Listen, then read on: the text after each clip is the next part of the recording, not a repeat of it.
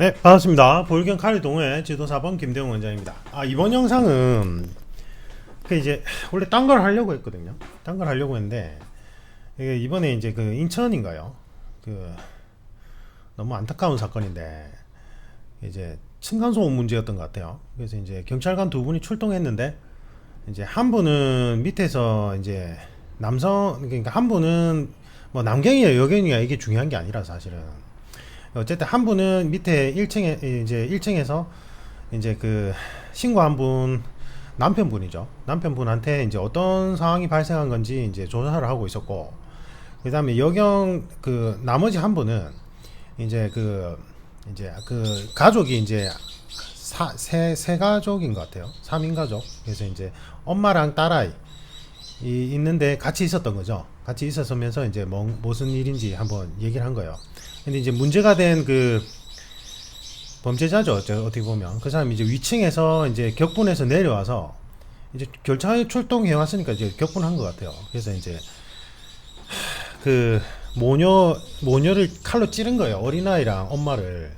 엄마는 이제 출혈이 너무 심해서 이제 뇌사 상태로 완전히 된 거고, 딸아이도 이제 딸아이가 본능적으로 칼에 찔리는 걸 손으로 막아서 그나마 조금 덜한데 딸아이도 찔리고 어린아이도.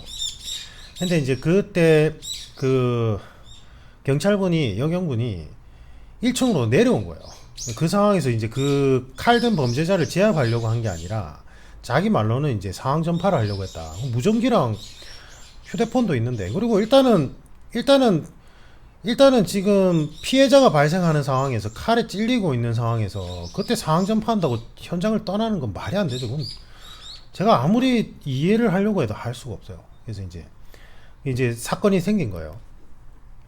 사실은 이게 시사 이슈 쪽이에요. 제가 전에도 계속 얘기했듯이 이제 이 경찰의 현장 대응력에 관한 지적은 전문가들이 계속 해왔거든요. 저뿐만 아니라.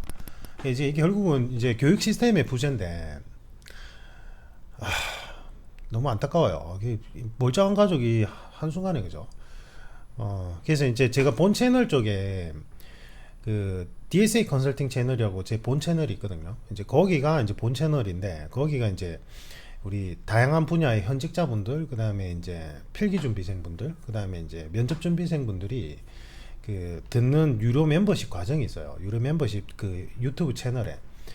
거기에 이제 제가 그 이 주제를 올려드릴 거예요. 근데 이 주제가 이제 여경 무용론 부분도 있고, 그 다음에 이제 논란, 그 다음에 이제 경찰의 현장 대응력, 그 다음에 경찰이 생각하는 경찰의 상과 일반 국민들이 생각하는 경찰의 상에 대한 괴리 현상이 왜 발생하느냐, 뭐 이런 시사 주제들이 중첩된 사건이라서 거기에 올려드릴 거고, 지금 여기에 이제 지금 이 채널에 올려드리는 목적은 뭐냐면 조금 디테일하게 이제 범죄 환경에서 범죄 피해자분들이나 그 다음에 이제 경찰관 분들이 리스크를 그 범죄 노출, 그 다음에 범죄 위험 리스크를 줄이는 방안에 대해서 이제 간단하게 설명을 드리려고 지금 이 채널에 올려드리는 거예요. 올려드리는 건데, 일단 제가 좀 많이 안타까운 게, 제가 그동안 가르친 분들이 경찰직이 제일 많아요. 경찰직이 제일 많은데, 뭐 경찰 조직이 제일 크니까 인천에 지금 제가 가르친 여경이나 남경 분들이 꽤 많거든요. 지금 현직자 분들이. 그래서 좀 남일 같지가 않아요.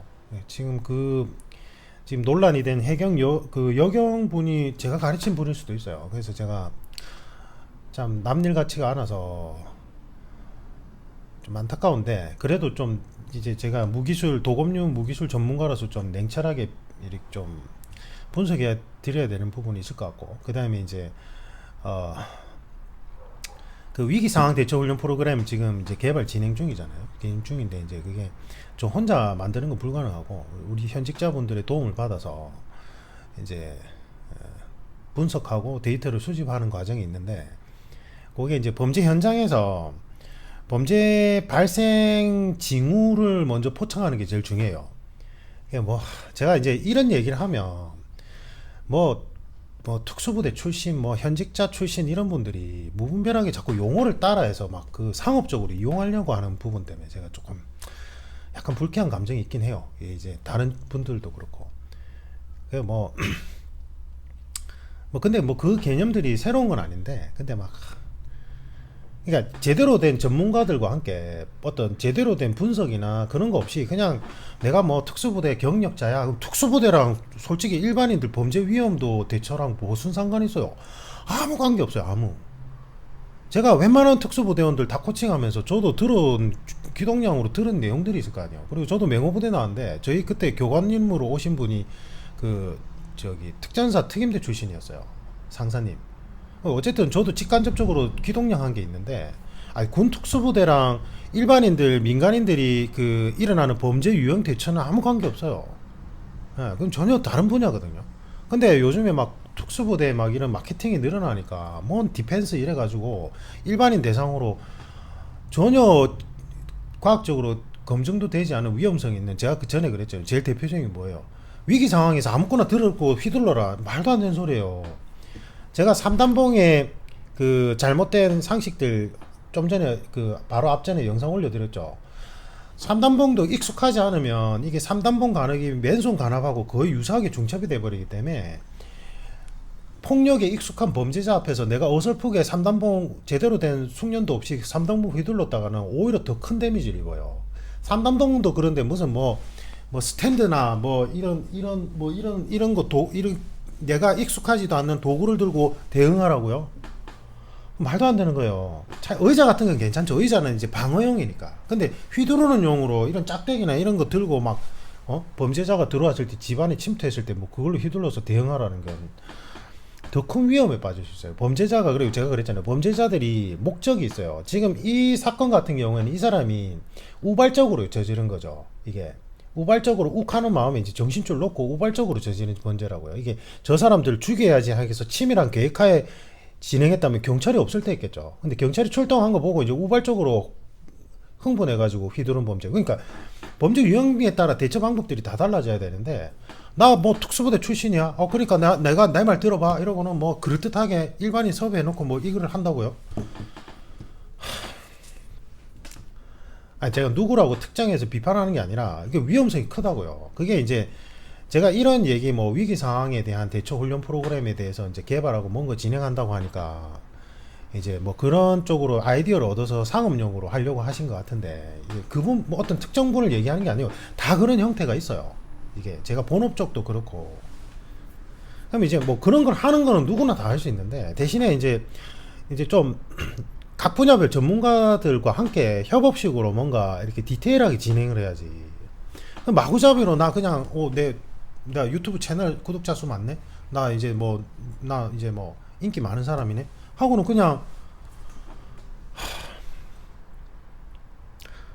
제가 답답해서 그래요. 유튜브에 너무나 좀 이 위험성이 큰 잘못된 정보들이 너무 많이 오픈되니까,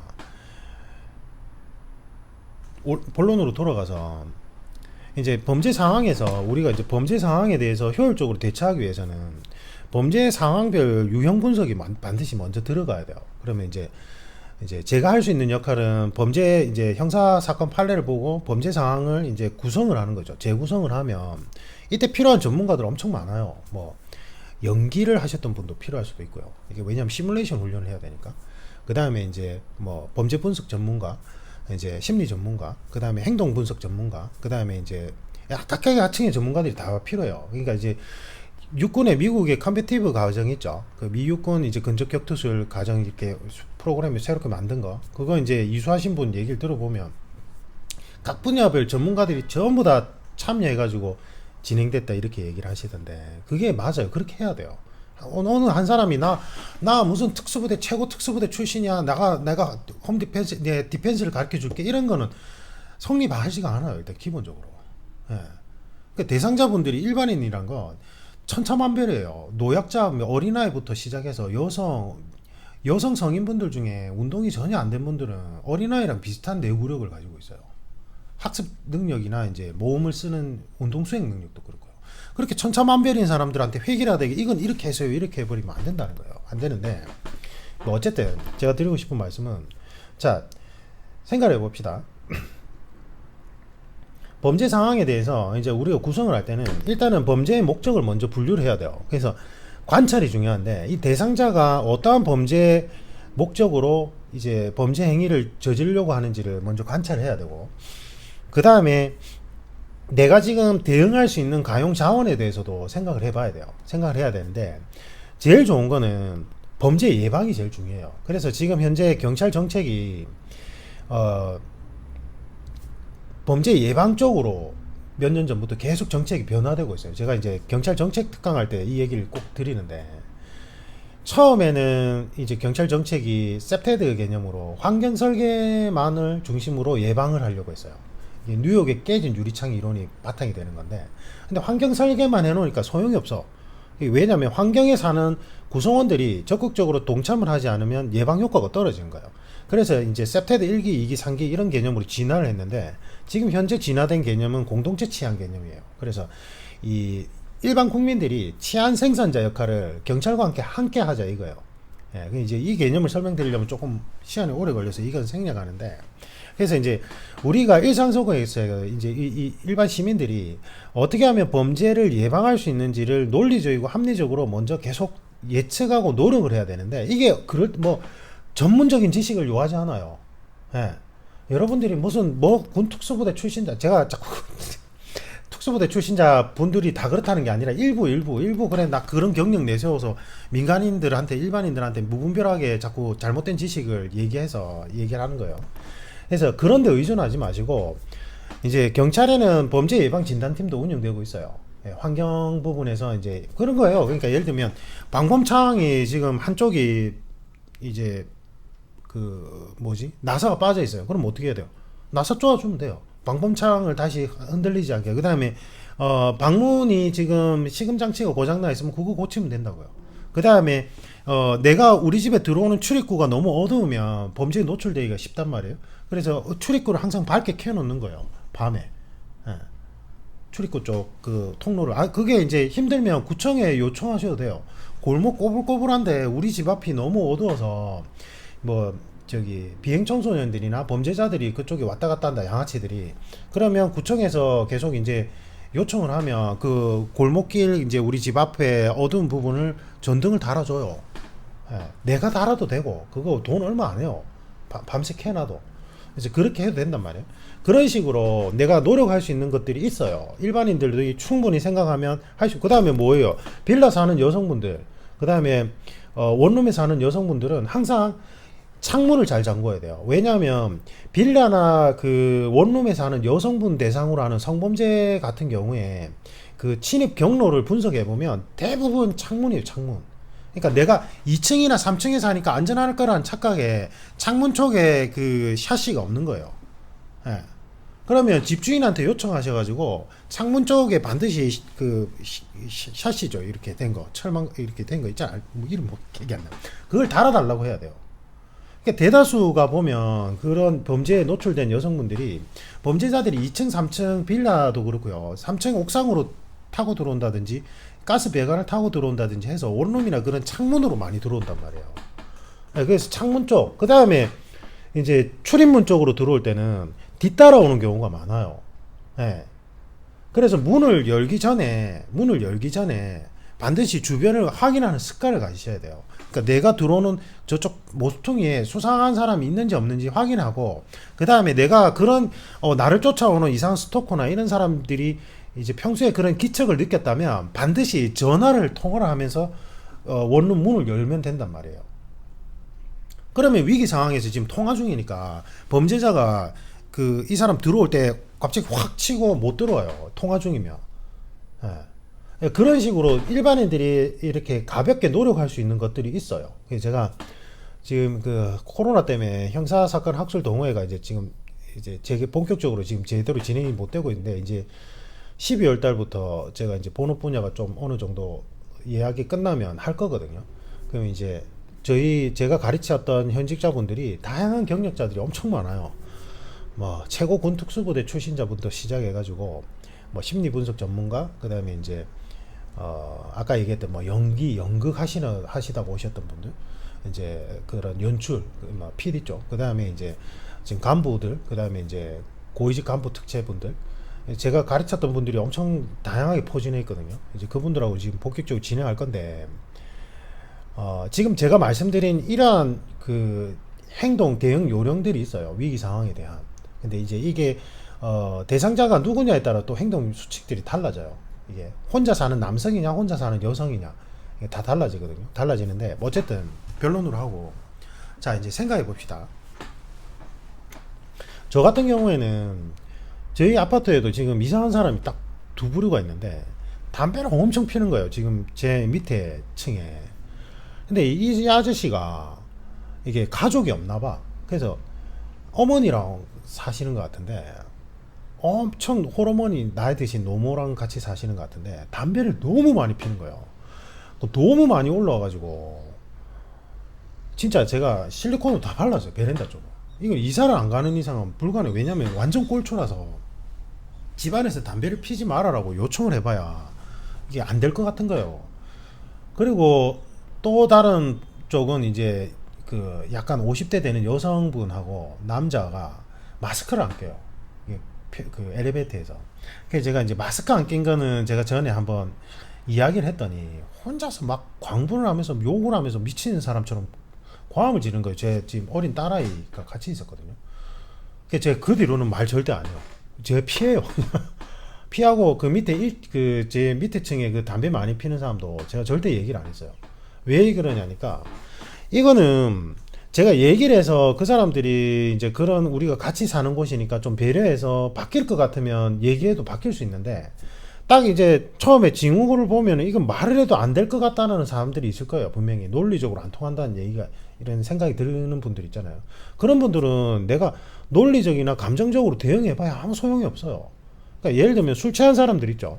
술이 많이 취한 사람한테 내가 그 사람을 설득시키고 뭐 논리적으로 대응하는 게 가능한가요? 불가능해요. 술이 완전히 취해진 사람은. 그러니까 술 취한 사람은 갈지 말아라는 얘기가 그래서 나오잖아요. 그래서 저는 그래서 이런 사람들한테 제가 이사를 갈 게 아닌 이상은 그냥 얘기를 안 하고 제가 할 수 있는 걸 해요. 그러니까 이제 담배 연기가 안 올라오게 틈 사이 다 막고 그 다음에 이제 화장실 환풍기에 이제 역풍 방지하는 거 달고 공기청정기를 2대나 더 샀어요. 그렇게 하고 이제 제가 이제 집사람 보고도 그런 사람들한테 말하지 말라고 했어요. 엘리베이터 지나다니면서 걱정이 돼서. 저희 큰형님이 어떤 일이 있었냐면 저희 큰형님도 키도 크고 제가 키가 181인데 저희 큰형님 저보다 덩치 더 커요. 운동도 워낙 많이 해서 철인 3정부터 해서 운동 워낙 많이 하고 막창 시절에도 날라다녔고 하여튼 지금 그래요 우리 큰형님도. 근데 이제 어느 날 이제 이사를 갔는데 이제 그 큰형님 아이가 2명이 있는데 그 밑에 층에서 이제 양아치 조폭이나 양아치 비슷한 반건달 정도 되는 2명이 남자 2명이 이사를 와서는 층간 소음이 있다고 찾아와서 자꾸 이제 욕을 하고 헌담을 하더래. 이게 막 시장욕을 하면서 올라오더라고요. 이제 큰형이 이제 퇴근하고 나서 미안하다고 사과할 겸 근데 욕은 하지 말아 달라고 아이들이 있는 데서 이제 부탁하러 내려갔더니 문신이 막 이렇게 있더래요. 그게 이제 조폭 비슷한 인간들이었던 거죠. 그래서 이제 큰형이 얘기할 때는 뭐 알았다면서 이렇게 좋게 얘기가 끝난 것 같았는데 큰형이 딱 출근하고 나서 이 2놈이 또 올라와가지고는 이제 형수하고 아이들한테 조카들한테 또 협박을 한 거예요. 문신 보이면서. 큰형이 고민하다가 이건 안 되겠다. 왜냐면 자기가 없을 때 이제 무슨 일이 벌어질까 걱정이 돼가지고 바로 이사해버렸어요. 전 그거 정말 잘했다고 했거든요. 진짜 잘했다. 그게 최고다 이랬어요.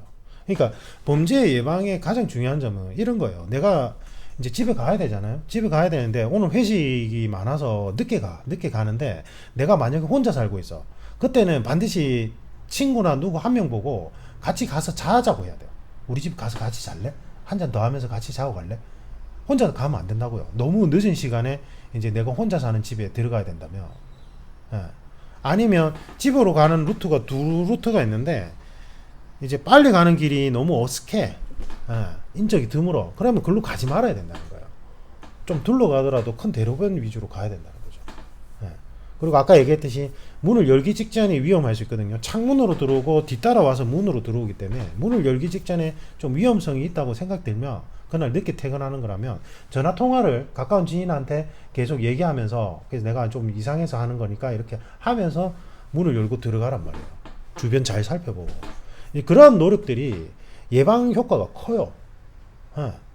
일단 일어나고 나서 막 칼 앞에서 내가 어떻게 대응하려고 하는 거 리스크가 너무 높고 위험도가 너무 높아져요. 예.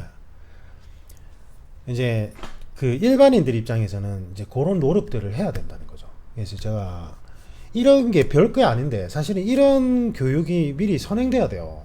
예. 사람들이 너무나 이게 이제는 이 단절된 세상 속으로 이 위험성이 너무 높아요. 요즘 시대에는.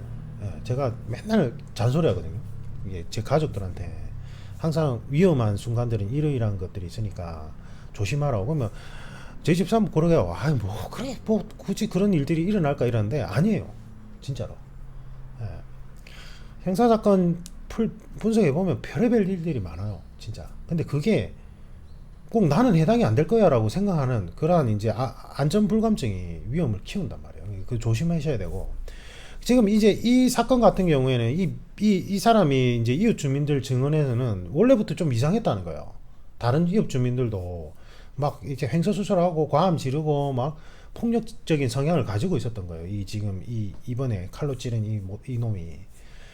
이제 그런 사람들이 있을 때는 제가 볼 때는 진짜 이사를 하는 게 제일 좋고요. 일단은. 그리고 이사를 갈 수 없는다면 최대한 자극을 하지 않는 선에서 다른 이웃 주민들하고 같이 집단 행동으로 나가야 돼요.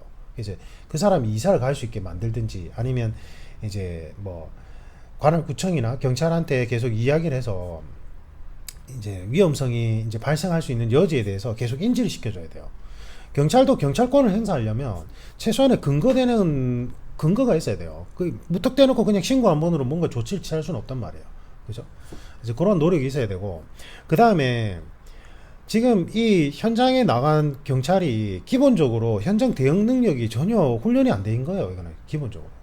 제가 답답한 게 저번에도 말씀드렸다시피 제가 전국 각지에서 정말 다양한 배경을 가진 이제 남경, 이제 여경 이제 가르쳐 보면 이게 여경분들이 아닌 분들도 있어요. 이제 아닌 분들도 있는데 상당수가 그냥 중앙경찰 가면 뭐 체포설이나 이런 거 전문적으로 교육을 시켜줄 거라고 착각하고, 그리고 중앙경찰에서 한 4개월 정도 교육을 받으면 현장에서 내가 다 자유자재로 그걸 할 줄 알 거라고 착각하는 거예요. 그러니까 지금 여경 준비 지원하신 분들이 무술 수련이 전혀 안 돼 있는 거죠. 거의 그런 분들이 80% 육박해요. 그냥 체력 시험이나 열심히 준비한 거예요. 예. 유도나 복싱을 한 4, 5년 정도 운동하신 분들은 대번에 알아요. 제가 말하는 취지에 대해서. 진짜 힘들다는 거. 그 중앙경찰의 학교에서 4개월 동안 체포수를 받아봐야 그거는 체험학습밖에 안 된다는 거. 자기가 어쨌든 결국은 이제 경찰 현직자 대상 교육 프로그램이나 훈련 프로그램이 전혀 제공이 안 되니까 결국은 자기가 이제 배치받고 나서는 자기가 자기 돈 들여서 그런 이제 도장을 계속 다닐 수밖에 없다는 거. 예. 지금 이 여경분이 제가 볼 때는 겁을 먹은 것 같아요. 이게 이제 현장 CCTV가 없어서 잘 모르겠는데, 왜냐면 그 상황에서는 그 사실을 알리러 1층에 있는 남경한테 갈 일이 아니었어요. 제가 생각할 때는.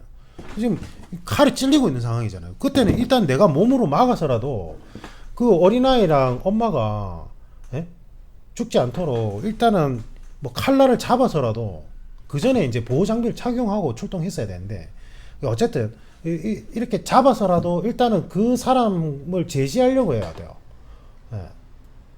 그리고 뭐 상황 전파야 무전기나 휴대폰으로 해야 되는 거지. 자기가 그 현장을 이탈해 버리면 어린아이랑 딸아이는 도대체 누가 도와줄 거예요? 그 어린아이가 나를 잡고 버텼다는 거잖아요. 결국은. 그걸 경찰이 해줘야 돼요. 아, 경찰은 사람 아니냐? 경찰은 다치면 안 되냐? 경찰 업무 자체가 그래요. 경찰은 존재 목적이 범죄나 무질서로부터 일반 시민들의 생명과 재산을 보호하기 위해서 존재하는 집단이라고요. 그러니까 경찰이 되려고 마음먹은 순간 내가 이러한 상황에서 내가 그 일반 시민들을 위해서 내가 다치더라도 내가 몸으로라도 맞겠다라는 각오 없이는 경찰을 하면 안 된다고요. 제가 그 면접준비생들 코칭할 때 제가 잔소리 엄청 많이 하거든요. 그러니까 잡으로 그냥 일반적인 잡으로 요즘에 취직이 잘 안 되니까 일반적인 잡으로 생각하고 지원하는 사람도 꽤 있는 거예요. 정신 차리라고. 예전에 해경분 중에 한 분이 급류 속에서 이제 관광객이 바다에 빠지니까 자기가 그냥 바로 뛰어 들어가서 관광객 살리고 본인은 이제 돌아가셨단 말이에요. 그 해경 그분이 급류 속에 관광객을 구조하려고 뛰어들면 본인이 죽을 수 있다는 걸 몰랐겠냐고요. 근데 뛰어들어야 돼요. 그게 경찰이에요. 그래서 경찰이란 직업은 명예롭고 헌신적인 직업이고 우리가 존중해줘야 되는 거예요. 예. 그냥 제복 입고 삼단봉 차고 권총 차고 폼 잡으려고 경찰 할 거면 안 하는 게 낫다고요. 그럼 왜 합니까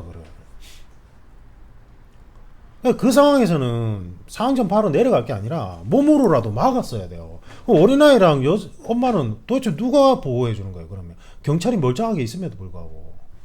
근데 이거를 제가 전에도 얘기했듯이 전에 이제 중국인 그 칼 난동 사건에서도 말씀드렸다시피 현직자분들을 탓하고 싶지 않아요. 왜냐하면 경찰 조직 내에서 훈련을 안 시켜주니까요. 예? 뭐 체력도 안 되고요. 일단은 그 범죄 상황에 대한 대응 능력 자체가 없어요. 제가 볼 때는 지금 중앙경찰학교에서 4개월 딱 교육받고는 그게 끝이라니까요. 아 무도 교육 있잖아요. 무도 교육 개뿔이 무도 교육이에요. 그 그냥 가서 그냥 무술 관장님들 시연하는 거 그냥 구경하러 가는 거예요. 왜? 그걸 업무 외 시간에 배정했거든요.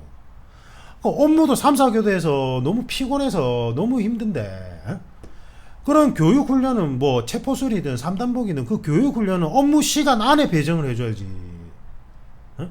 그걸 업무 시간 외에 네 쉬는 시간에 가서 구경하고 와라 이러면은 아 누가 그걸 하냐고요 그게. 에? 그것도 일주일에 한두 번 해가지고 도움이 되겠어요? 제가 전에 그랬잖아요. 제가 검도만 지금 20년 가까이 했고 그 죽도 들고 풀스파링하는 대한검도에 그 다음에 칼리 지도자로 활동한 게 지금 이제 거의 4년차 5년차예요. 그래도 제가 그런 막상 이런 날붙이 든 사람한테 내가 제압을 해야 된다면 나 겁날 것 같아요. 근데 중앙경찰학교에서 4개월 정도 3단봉 휘두르는 거 체험학습 할 거는 현직 배치되고 나면 아무런 교육도 안 시켜주고 훈련도 안 시켜주는데 그거 딸랑 3단봉 하나 들고 가서 그 칼든 범죄자 제압하라고 하면 경찰도 거부 안 나겠냐고요. 그건 제가 볼 땐 경찰이나 일반이나 별 차이가 없어요. 그 상황은. 저한테 지금 칼리 배우러 오는 현직자 중에 한 분이 저번에 뭐라고 얘기하냐면 이제 재오픈 하고 나서 선생님 제가 이제 배치받고 나서 위험한 상황을 몇 번 겪으니까 이대로는 안 되겠다 싶어서 이제 킥복싱 근처 체육관 다니고 있어요. 열심히 다니고 있어요. 이래서 그리고 이제 제 주말에 와서 이제 이 도검유에 관해서 이제 디펜스 훈련하면서 자기가 스스로라도 시간 투자해서 안 해놓으면 그 위험한 상황에서 전혀 손을 못 쓰겠다 이거예요. 그걸 사실은 본인이 사비 들여서 할 게 아니라 경찰 조직 내에서 제공했어야 된다고요. 에? 그러니까 그 여경이냐 남경이냐 이런 문제도 아니고 그 여경분 욕할 것도 안 돼요. 제가 볼 때는 아니 그 훈련이 전혀 안 돼 있는데 에? 그리고 그런 상황에서 어떻게 대응해야 되는지도 모의 훈련도 시뮬레이션도 안 했겠죠. 그런 교육을 제공해줘야 된다니까요. 에?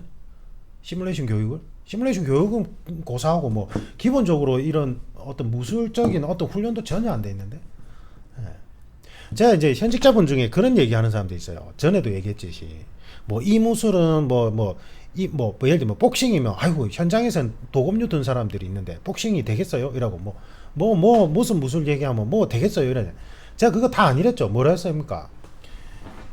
예를 들면 복싱이든 킥복싱이든 아니면 유도든 간에 이제 스파링 중심으로 현대화된 스포츠의 장점은 뭐냐면 1대1 스파링을 자꾸 하다 보면 내가 그 현장 상황에서 겁을 안 먹어요. 일단 침착해진다고요. 그러니까 죽도도 저거 안전하잖아요. 근데 검도장에 처음에 들어와서 호구 착용하고 죽도 딱 들고 있으면 몸이 완전 얼어붙어요. 한 1년 가까이는. 위에 고단자들하고 해보면 유단자들하고 해보면 내가 이 도구도 어색할 뿐더러 저 사람은 나를 어떻게든지 몽둥이로 때리려고 치고 들어오는 거라서 몸이 얻어서 뭐 어떻게 못해요. 그거는 뭐 일반인이든 특수부대든 뭐 무슨 조폭인들 딱 똑같아요. 처음에 들어와서 장비 착용하고 죽도 들고 스파링 해보면 몸이 얼어붙어요. 근데 그걸 통해서 계속 스파링을 하다 보면 그러한 폭력적인 상황에 대한 내 몸의 통제권을 가져올 수 있거든요. 그러면 설사 이제 이 사람이 이런 도금류를 들고 어떤 이 우발적으로 막 휘두르면서 흥분해가지고 막 찌르려고 들어올 때 내가 침착하게 주변 도구나 아니면 그 사람에 대해서 어떤 식으로 대응을 해야 될지 뭔가 생각을 할 수 있어요. 근데 그런 훈련이 전혀 안 돼 있으니까 이 들고 막 이러니까 막 당황해가지고 밑에 동료밖에 생각이 안 나는 거예요. 그래서 일단 동료를 불러와서 두 명이서 같이 어떻게 해봐야 되겠다 하고는 이 지금 일반 시민들 놔두고 내려온 거라고요.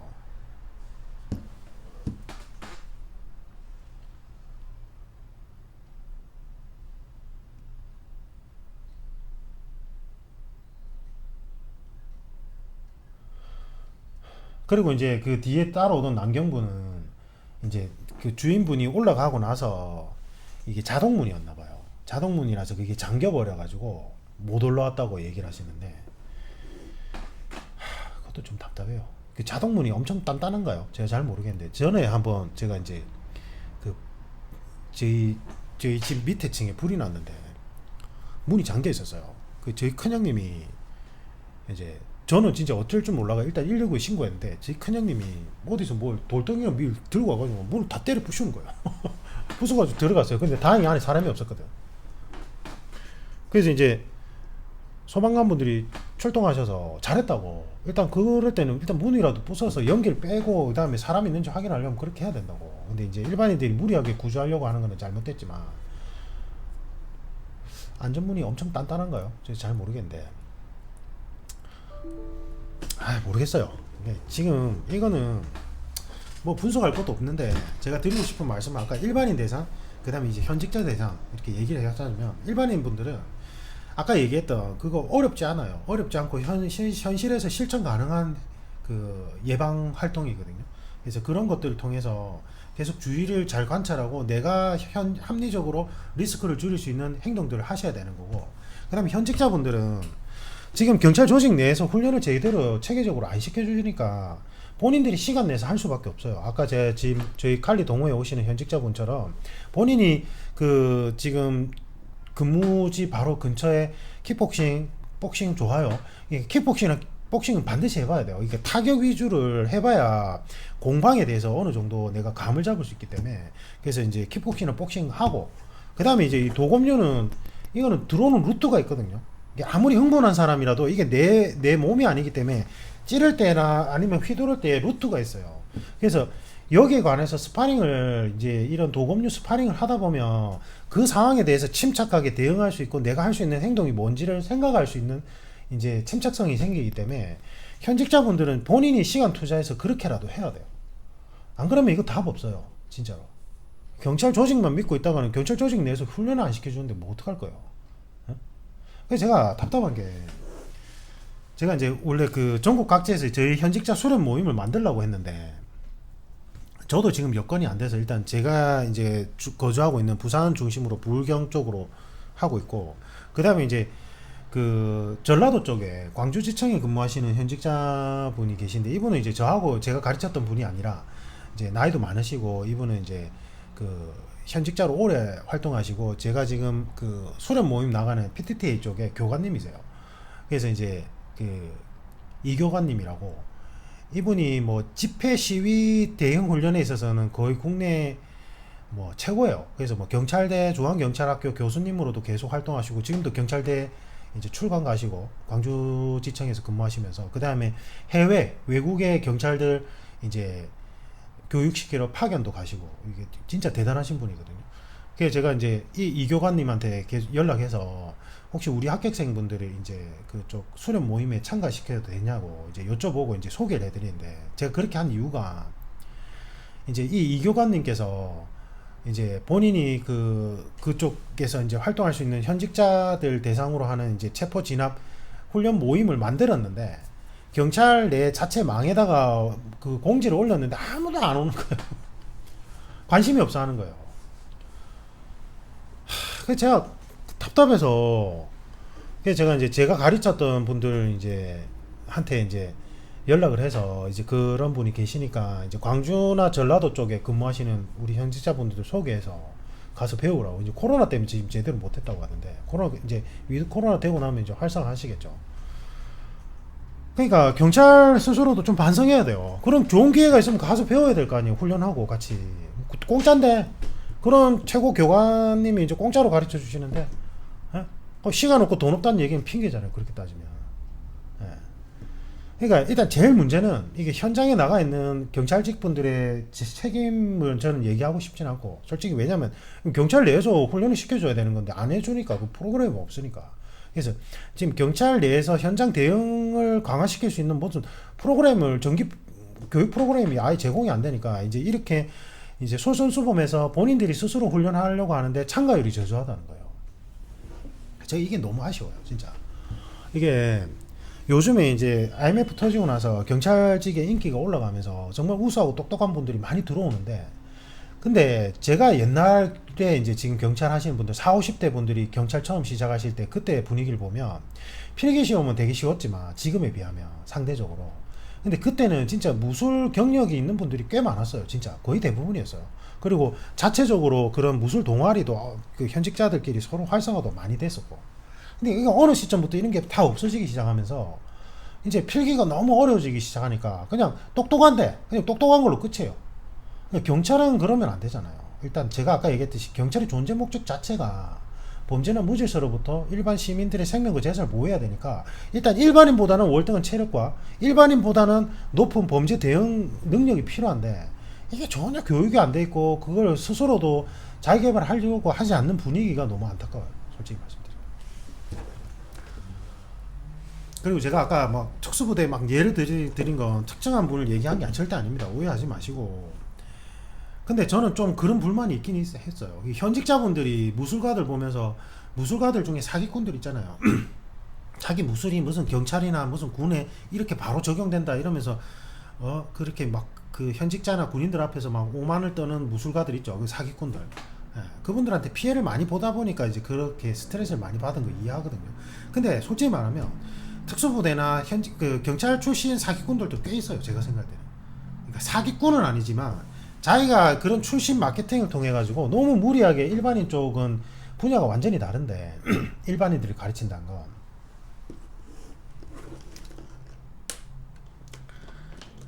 그런 이제 오만과 편견을 버려야 될 것 같아요. 서로가 도와주고 협동해야 되는 존재지 서로 배척해야 되는 존재는 아니거든요. 그런 측면에서 말씀드리고, 제가 이 주제는 좀 민감한 주제라서 다음에 기회가 되면 좀 자세히 말씀드리겠습니다. 이상입니다.